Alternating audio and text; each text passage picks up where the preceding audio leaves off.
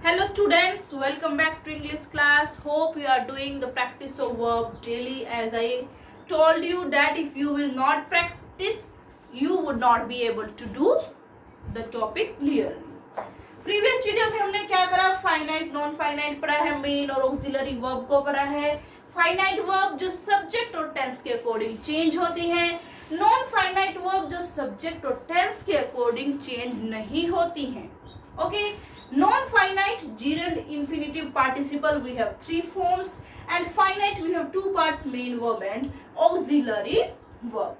Main verb जो main action का काम करती है सेंटेंस में, ऑक्सिलरी वर्ब जो हेल्पिंग वर्ब का काम करती है। ऑक्सिलरी वर्ब्स को हम हेल्पिंग वर्ब्स भी कहते हैं। ओके, अब मेन वर्ब के हमारे टू काइंड्स होते हैं, that is transitive verb and intransitive verb. Okay, dear students, this is a chart I am making continuously. जैसे जैसे हम आगे बढ़ रहे हैं वैसे वैसे मैं इस चार्ट को भी बढ़ा रही हूँ. So keep in mind this chart and try to learn it. Okay, this is very useful for you for your future also. Whenever you go for any competitive exam, then you are to face this kind of topics. So it should be clear to you. तो main verb के हमारे transitive verb and intransitive verb, okay, two kinds होते हैं। देखते हैं किसी भी sentence में कॉमनली हम क्या देखते हैं, एक सब्जेक्ट, ओके, एक verb and one object. Clear? Subject, verb, object. Okay, take one more example.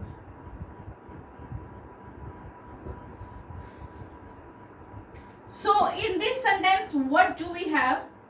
Subject, ठीक है, verb, ठीक है, लेकिन क्या ये ऑब्जेक्ट है? Do you think क्या ये ऑब्जेक्ट है? ऑब्जेक्ट क्या होता है? वर्ब का काम का असर किस पर पड़ता है? ठीक है, काम को लेने वाला कौन है, काम का असर किस पर पड़ता है, उसे हम ऑब्जेक्ट कहते हैं। पियोन रेंग द बेल। अब बेल किसने बजाई? पियोन ने। तो बजाया क्या? क्या बजाया? बेल बजाई, तो ये ऑब्जेक्ट है। लेकिन गोज गया, क्या गया? काम को किसने लिया? मार्केट ने नहीं लिया, वो मार्केट गया। लेकिन गोज क्या? कुछ नहीं। ये मार्केट गया, कहाँ गया? वो ये एक प्लेस है, गया वो मार्केट गया, ठीक है, एडवर्ब ऑफ प्लेस है ये, कि गया तो, लेकिन वो कहाँ गया? मार्केट गया। ये ऑब्जेक्ट नहीं है। ओके, तो ऑब्जेक्ट। अब हमें कैसे पता चलेगा कि किसी सेंटेंस में ऑब्जेक्ट है या नहीं?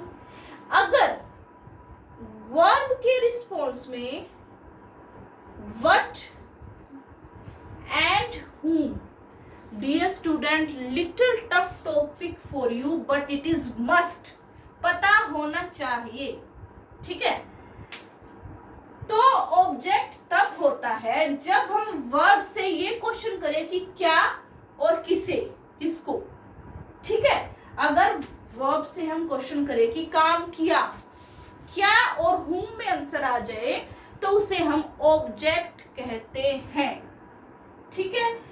अब ट्रांजिटिव वर्ब वो वर्ब्स होती हैं जिस वर्ब के साथ ऑब्जेक्ट आता है। ट्रांजिटिव वर्ब कौन सी होती है?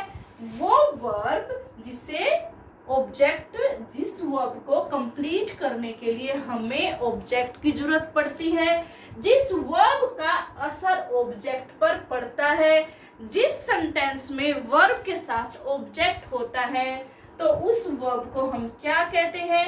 ट्रांजिटिव वर्ब कहते हैं। जिस वर्ब में का असर ऑब्जेक्ट पर पड़ता है उसे हम ट्रांजिटिव वर्ब कहते हैं। The man killed the snake, ठीक है, किल्ड वर्ब है कि आदमी ने स्नेक को मारा। मारा क्या? क्या मारा? स्नेक, ठीक है. Same, the man through a ball. Through किया, क्या, बॉल. ठीक है. अगर मैं एक सेंटेंस लिखूं, अगर मैं सेंटेंस एक लिखती हूं, द मैन स्लेप्ट, कि आदमी सो गया.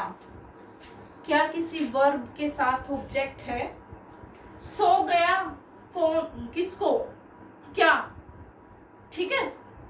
तो मीन्स अगर हमारे वर्ब में ऑब्जेक्ट है साथ में, वो ट्रांजिटिव वर्ब होती है. अगर वर्ब में ऑब्जेक्ट नहीं है तो वो इंट्रांजिटिव वर्ब होती है.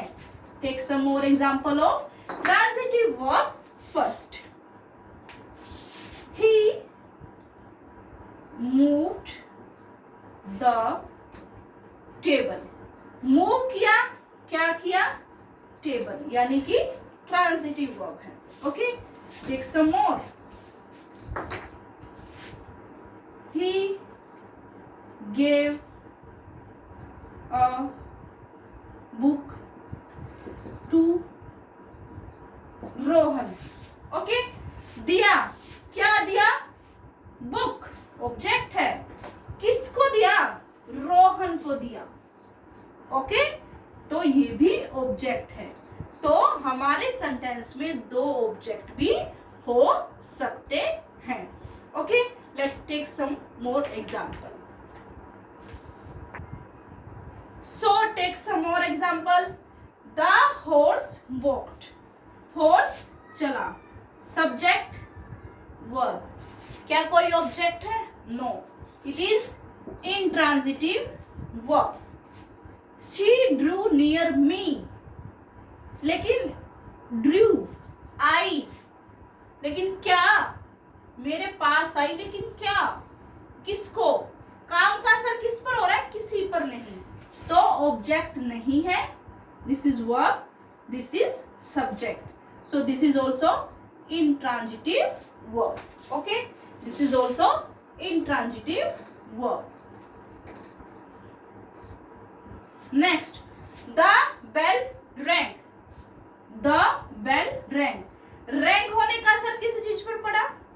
No, object नहीं है. Only verb and subject. Then it is also intransitive verb. The earth moves. घुमा. ठीक है. क्या असर पड़ा किसी पर? No. So this is verb, this is subject, this is also intransitive verb. और एग्जाम्पल क्या हो सकते हैं? ही स्लीप्स. ही स्लीप्स. वो सोता है. ठीक है. क्या स्लीप का असर किसी के साथ ऑब्जेक्ट है? क्या कोई ऑब्जेक्ट है? नहीं. तो this is also intransitive verb. He eats. कोई ऑब्जेक्ट है? नहीं. Birds fly. कोई ऑब्जेक्ट है? फ्लाई. अगर हम पूछे कि भाई फ्लाई क्या किया उसने, नो, कोई आंसर नहीं है. फ्लाई किसको किया? नो, कोई आंसर नहीं है. अगर हमारा आंसर व्हाट और whom में हमें आंसर मिल जाता है, हमारी वर्ब से अगर हम क्वेश्चन करें व्हाट और whom और हमें आंसर मिल जाता है तो वो हमारा ऑब्जेक्ट होता है. अगर आंसर नहीं मिलता है तो ऑब्जेक्ट नहीं होता है. अगर वर्ब के साथ ऑब्जेक्ट की जरूरत है, ऑब्जेक्ट है, तो वो ट्रांजिटिव वर्ब होती है.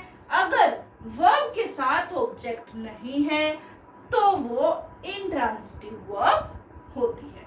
So dear students, I hope it is clear to you, and we will do a lot of practice of this kind of verb.